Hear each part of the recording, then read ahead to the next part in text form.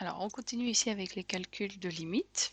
Donc, toujours les calculs de limite en un réel, mais cette fois-ci, je vais calculer la limite pour x tendant vers moins 3 pour cette fonction 1 moins x sur x plus 3. Alors, on l'avait vu dans l'exemple précédent, la condition d'existence. Donc, la première étape, c'est que x plus 3 doit être différent de 0, donc x doit être différent de moins 3. Le domaine de f, c'est donc l'ensemble des réels sauf moins 3. Mais si je regarde à l'adhérence, donc l'ensemble des points qui colle ou que je peux atteindre au départ du domaine, c'est l'ensemble des réels, mais un peu plus que ça, puisque je vais pouvoir de l'ensemble des réels atteindre des valeurs aussi petites ou aussi grandes que je veux. Donc je vais inclure moins l'infini et plus l'infini, qu'on note aussi R bar. Si vous préférez, vous pouvez écrire ceci. Bien, ici dans notre exemple, la limite qu'on cherche à définir, c'est la limite pour x tendant vers moins 3. Et donc la limite pour x tendant vers moins 3, alors que dans le domaine moins 3 est exclu, ben, moins 3 n'appartient donc pas au domaine de f, mais moins 3 appartient à l'adhérence. Et puisque moins 3 appartient à l'adhérence, alors la limite recherchée a du sens.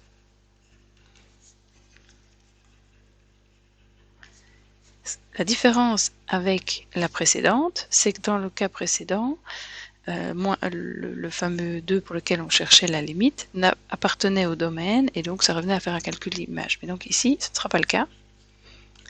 On sait que la fonction n'existe pas en moins 3, mais je vais quand même approcher une certaine valeur. Alors, pour faire ça, la deuxième étape consiste toujours à repartir de notre calcul de limite. Donc, on a la limite pour x tendant vers moins 3 de 1 moins x sur x plus 3 et de remplacer x par moins 3 pour voir ce sur quoi on tombe. Alors ici, si je remplace x par moins 3, je vais avoir 1 moins moins 3 sur moins 3 plus 3. On arrive donc à 4 sur 0. C'est ce qu'on appelle le deuxième cas du style quelque chose sur 0, ou on appelle encore bien ça la limite de l'inverse s'annule.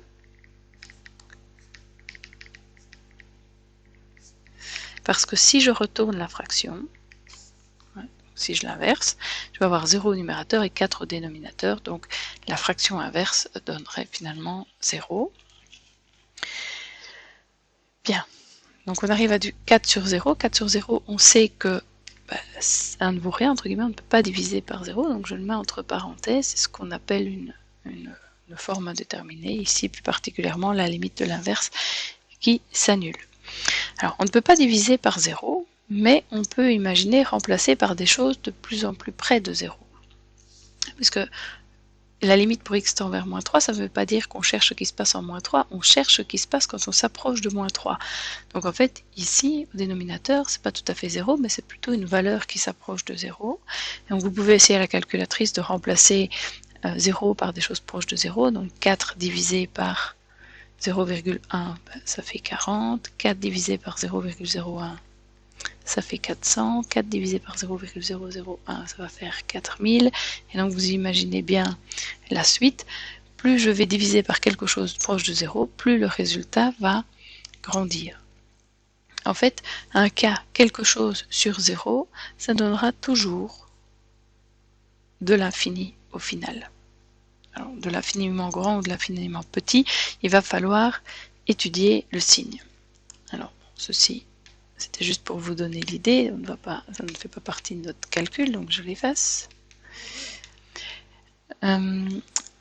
Si on observe le graphique à la calculatrice, on verrait qu'en fait, en moins 3, il va y avoir une asymptote verticale. Alors comment est-ce qu'on peut expliquer cette asymptote avec des outils qu'on connaît sans regarder le graphique? Eh bien, il va falloir déterminer un tableau de signes. Un tableau de signes autour de moins 3. Alors un tableau de signes, ici on a un quotient de polynôme, il va toujours falloir déterminer le signe du numérateur puis le signe du dénominateur. Pour ça, il faut chercher en quelle valeur le numérateur s'annule, donc le numérateur s'annule en x égale 1, 1 moins 1 ça fait 0, et le dénomme, lui, s'annule en x égale moins 3. Je mets les valeurs que je trouve dans la première ligne par ordre croissant, donc on a moins 3 et 1. On sait que notre numérateur s'annule en 1, notre dénominateur s'annule en moins 3. 1 moins x, si je devais la dessiner, je sais que c'est une droite oblique de pente moins 1 et d'ordonnée à l'origine 1. Donc la pente est déterminée ici par le coefficient de x et le terme indépendant me donne l'ordonnée à l'origine. Donc 1 moins x va ressembler à ceci, alors que x plus 3, si je devais la dessiner, c'est une droite qui est croissante et qui est pour ordonnée à l'origine 3. Avec une pente de 1, on arrive à quelque chose comme ceci, avec la racine en moins 3, alors que pour celle-ci, j'avais une racine en 1. Voilà, si vous vous en souvenez pas, vous pouvez, pour les premiers cas, les redessiner à la calculatrice pour vous faire une idée. Mais donc, c'est bien de savoir qu'ici, on a un polynôme du premier degré avec un coefficient de x négatif. C'est donc une droite décroissante. Si c'est décroissant, c'est d'abord positif et puis négatif. Alors que x plus 3, c'est une droite croissante. Qui dit qu'elle est croissante dit que c'est d'abord négatif et puis positif. Quand j'ai étudié séparément le signe de mon numérateur et de mon dénominateur, je vais en fait me concentrer sur ce qui se passe autour de moins 3. En fait, j'ai même écrit un petit peu trop dans ma première ligne, puisque moi, ce qui m'intéresse finalement, c'est uniquement ce qui va se passer aux alentours de moins 3. Mais je sais même un peu plus que ça, c'est qu'en moins 3, le numérateur, il n'est pas simplement positif. En moins 3, le numérateur, il vaut 4. Et donc, forcément, si en moins 3, ça vaut 4, un peu avant et un peu après moins 3, c'est des valeurs proches de 4, et donc c'est positif. Je n'ai même pas besoin d'étudier la ligne au complet. Alors, maintenant que je sais ça, mon numérateur, il est proche de 4, donc positif au numérateur, dénominateur, lui, juste avant moins 3 est négatif, du positif divisé par du négatif, ça donne du négatif. 4 divisé par 0, on sait que c'est impossible, on a une condition d'existence qu'on va noter par une barre verticale. Du positif divisé par du positif, ça donne du positif. 0 divisé par du positif, ça fait 0.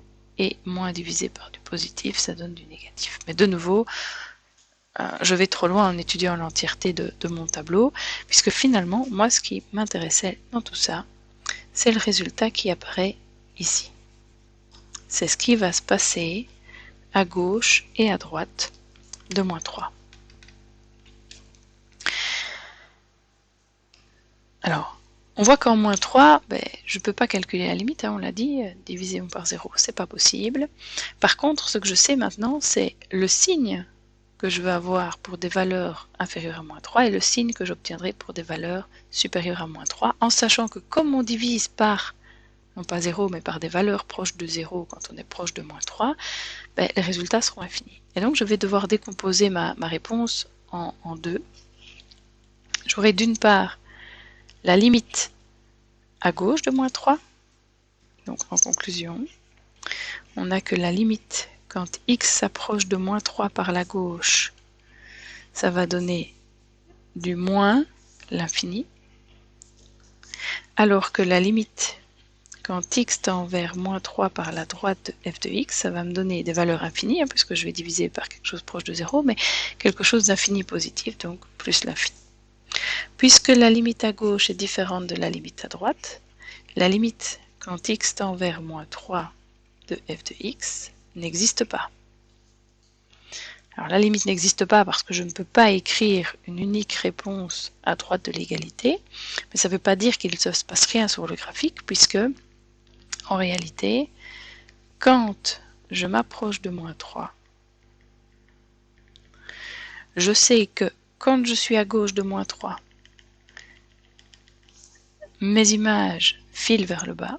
Donc je sais qu'à gauche de moins 3, le graphique va ressembler à quelque chose comme ceci. Alors que quand je suis à droite de moins 3, les images tendent vers plus l'infini. Et donc on va avoir à droite de moins 3 quelque chose comme ceci. Alors ce qui se passe plus loin, j'en sais rien. Ici je voulais juste esquisser ce qui se passait. Maintenant si vous la dessinez à la calculatrice, vous aurez un petit peu plus petite information sur cette fonction et vous vérifierez que vous avez bien quelque chose, un comportement asymptotique aux alentours de -3. Donc on dit en conclusion qu'on a une asymptote verticale qui a pour équation x égale -3. Et ça sera toujours le cas pour des représentations et des limites comme celle-ci, puisque on l'a dit au début, on est dans ce cas-ci dans un cas que j'appelle quelque chose sur 0 où la limite de l'inverse s'annule. Quand on divise par quelque chose proche de 0, eh bien le résultat donnera toujours quelque chose d'infini. Et donc, quand je me rapproche d'une certaine valeur sur l'axe des x, les images deviennent infiniment grandes ou infiniment petites, ça me donnera toujours un comportement asymptotique, et plus précisément une asymptote verticale avec pour équation x égale la fameuse valeur de a pour laquelle on recherchait la limite au départ.